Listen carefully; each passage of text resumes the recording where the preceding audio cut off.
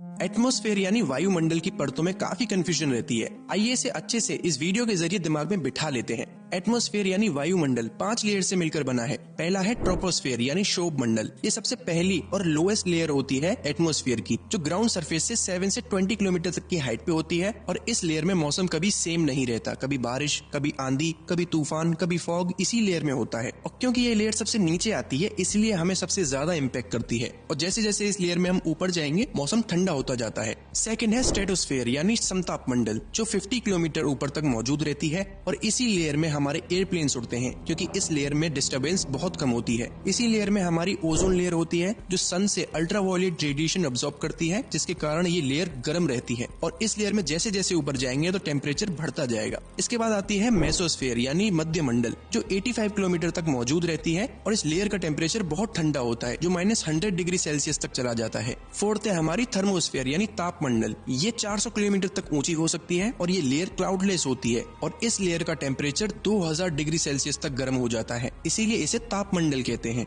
और earth orbit satellites भी इसी लेयर में मौजूद होती हैं। सबसे एंड की लेयर है एक्सोस्फेयर यानी बाह्य मंडल, जो 10,000 किलोमीटर तक फैली हो सकती है। और इस लेयर की ग्रेविटी बहुत कम होती है, इसीलिए सैटेलाइट्स इस लेयर में घूम पाती हैं। अगर ग्रेविटी ज्यादा होती तो अर्थ सैटेलाइट को नीचे खींच लेती।